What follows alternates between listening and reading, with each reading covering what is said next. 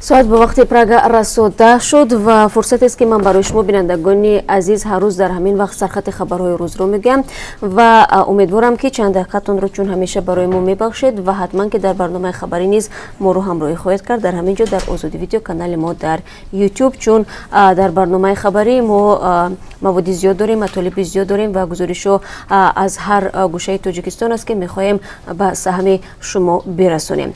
خب اما آغاز میکنم از اون که در میان هلاک شدگان صدمه هواپیما در شیرمتوه مسکو یک جوانی 28 ساله توجیک نیز بوده است.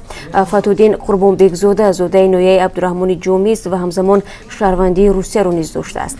سخنگوی نمایندگی وزارت مهنت میگوید کارمندان سفارت تاجیکستان، خدمات کنسولی و نمایندگی وزارت مهنت برای هر چیز زودتر به وطن روان کردن جسد این جوان کارهای لازمی را به انجام میرسونند.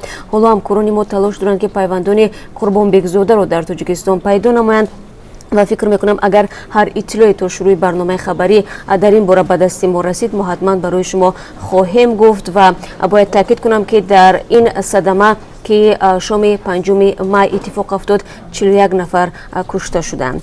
در تاجیکستان 7 می همچون روز رادیو تجلیل می شود و صبح همین روز دو خبرنگاری ریترز از محبس میانمار رها شدند.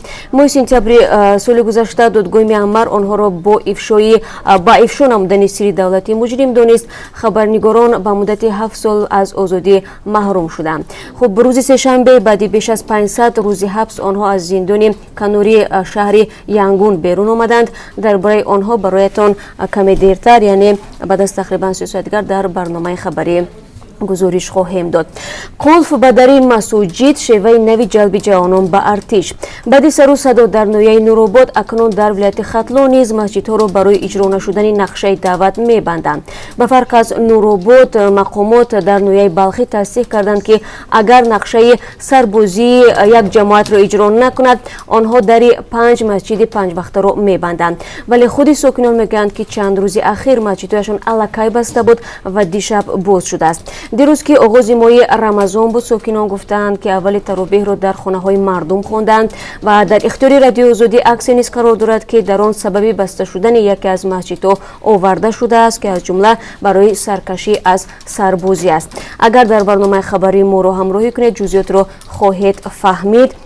چون از ماه رمضان یاد کردیم در برنامه امروز گزارش داریم اوید به زکات یکی از 5 رکن دین مبین اسلام و در این برابر خواهیم دید که آغاز این ماه به کار طربخانه و آشخانه های تاجیکستان تا کجا تاثیر گذاشته است. ضمناً رستم امامعلی شهردار دوشنبه به طربخانه های پایتخت دستور داده است که صرف نظر از ماه رمضان به طور منظم فعالیتشان را به راه مانند. این هم در حالی است که طبق مشاهده ها و سالهای گذشته در وقت رمضان بنابر کم بودن میزبان اکثر طربخانه ها آشخانه ها در تاجیکستان روزانه کار نمی‌کردند و اگر این موضوع برای شما جالب بود و فکر می‌کنم جالب هم هست پس بعد از 3 ساعت دیگر حتما به ما می‌پیوندید.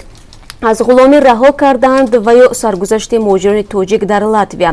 اخیراً شبکه تلویزیونی لاتویا درباره استثمار و به غلامی افتادن تعداد شهروندان تاجیکستان در این کشور خبر داد. عین زمان برای حل قضیه مهاجران تاجیک انجمن مهاجران آسیای مرکزی در اروپا دست به کار شده است.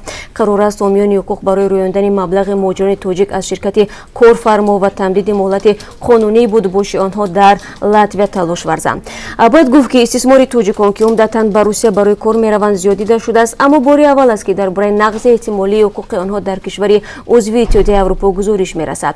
این مهاجران چگونه به لاتویا رفتند و نظری کرده و میان رفت درباره این قضیه چیست یکی از موضوعات دیگر است که در برنامه خبری به آن داخل میکنیم و باید گفت که حال حاضر در دوشنبه نشست بخشیده به موضوع بخطری در راههای تاجیکستان جریان دارد که همکاران ما نیز در آنجا هستند و فکر میکنم تا آغاز برنامه خبری ما از این نشست گزارش خواهیم داشت.